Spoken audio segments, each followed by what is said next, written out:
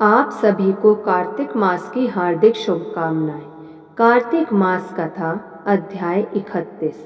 ओम नमो भगवते वासुदेवाय नमः। कार्तिक मास महात्म्य का यह 31वां अध्याय बतलाया भगवान ने प्रभु स्मरण का सरल उपाय। भगवान श्री कृष्ण ने कहा, पूर्व काल में उज्जैन में धनेश्वर नामक एक ब्राह्मण रहता था। वह रस, चमड़ा और कंबल आदि का व्यापार करता था। वह वैश्यगामी और मद्यपान आदि बुरे कर्मों में लिप्त रहता था। चूंकि वह रात दिन पाप में रत रहता था, इसलिए वह व्यापार करने नगर नगर घूमता था। एक दिन वह क्रय विक्रय के कार्य से घूमता हुआ महिष्मतीपुरी में जा पहुंचा, जो राजा महिष ने बसाई थी। वहाँ पाप नाशिनी नर्मदा सदैव शोभा पाती है।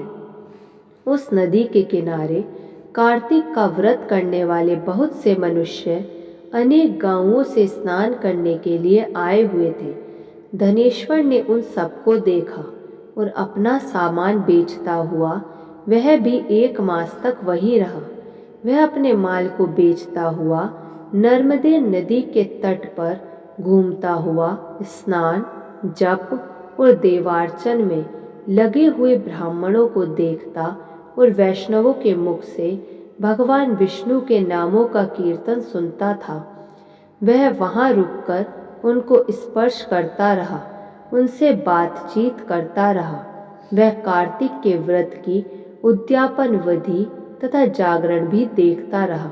उसने पूर्णिमा के व्रत को भी देखा कि व्रती ब्राह्मणों तथा गौओं को भोजन करा रहे हैं, उनको दक्षिणा आदि भी दे रहे हैं। उसने नित्य प्रति भगवान शंकर की प्रसन्नता के लिए होती दीपमाला भी देखी।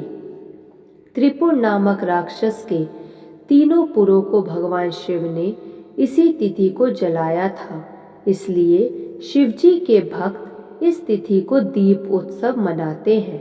जो मनुष्य मुझ में और शिवजी में भेद करता है, उसकी समस्त क्रियाएं निष्फल हो जाती हैं। इस प्रकार नर्मदा तट पर रहते हुए जब उसको 1 माह व्यतीत हो गया, तो एक दिन अचानक उसे किसी काले सांप ने डस लिया। इससे विहल होकर वह भूमि पर गिर पड़ा। उसकी यह दशा देखकर वहां के दयालु भक्तों ने उसे चारों ओर से घेर लिया और उसके मुंह पर तुलसी दल मिश्रित जल के छींटे देने लगे। जब उसके प्राण निकल गए, तब यमदूतों ने आकर उसे बांध लिया और कोड़े बरसाते हुए उसे यमपुरी ले गए।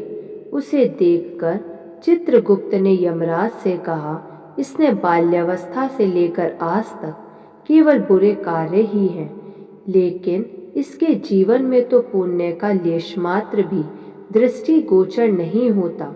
यदि मैं पूरे 1 वर्ष तक भी आपको सुनाता रहूं, तो भी इसके पापों की सूची समाप्त नहीं होगी। यह महापापी है, इसलिए इसको 1 कल्प तक घोर नरक में डालना चाहिए। चित्रगुप्त की बात सुनकर यमराज ने कुपित होकर कालनेमी के समान अपना भयंकर रूप दिखाते हुए अपने अनुचरों को आज्ञा देते हुए कहा, हे प्रेत सेनापतियों, इस दुष्ट को मुग्ध ग्रोह से मारते हुए कुंभीपाक नरक में डाल दो। सेनापतियों ने मुग्धरों से उसका सिर फोड़ते हुए कुंभीपाक नरक में ले जाकर खोलते हुए तेल के कढ़ाई में डाल दिया। प्रेत सेनापतियों ने उसे जैसे ही तेल के कढ़ाई में डाला, वैसे ही वहां का कुंड शीतल हो गया। ठीक उसी प्रकार जिस प्रकार पूर्व काल में प्रहलाद जी को डालने से दैत्यों की जलाई हुई आग ठंडी हो गई थी। यह विचित्र घटना देखकर प्रेत सेनापति यमराज के पास गए और उनसे सारा वृत्तांत कहा। सारी बात सुनकर यमराज भी आश्चर्यचकित हो गए और इस विषय में पूछताछ करने लगे। उसी समय नारद जी वहां गए और यमराज से कहने लगे, सूर्य नंदन, यह ब्राह्मण नरकों का उपभोग करने योग्य नहीं है। जो मनुष्य पुण्य कर्म करने वाले लोगों का दर्शन, स्पर्श और उनके साथ वार्तालाप करता है, वह उनके पुण्य का 6वां अंश प्राप्त कर लेता है। यह धनेश्वर तो 1 मास तक श्रीहरि के कार्तिक व्रत का अनुष्ठान करने वाले असंख्य मनुष्यों के संपर्क में रहा है, अतः यह उन सबके पुण्यांश का भागी हुआ है।